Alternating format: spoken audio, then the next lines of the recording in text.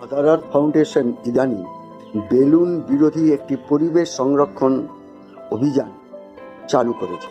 আমাদেরই পরিবারের সদস্য সহকারী সম্পাদক শ্রী সুকুমার ভান্ডারী একটি পারিবারিক অনুষ্ঠান, তারই জন্মদিন 23শে জানুয়ারি 2022, আমরা প্রথম আমাদের নিজেদের পরিবারের মধ্যে একটি বেলুনবিহীন গৃহ সাজসজ্জা দিয়ে একটি অনুষ্ঠান উদযাপন করলাম।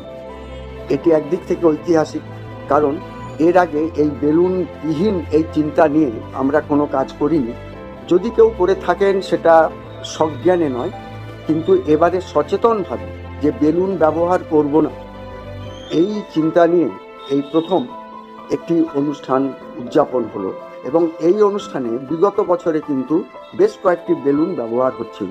আশা করি এই ভিডিওটি আপনাদের নিজেদের বাড়িতেও এইরকম পারিবারিক অনুষ্ঠান সাহস যোগাবে।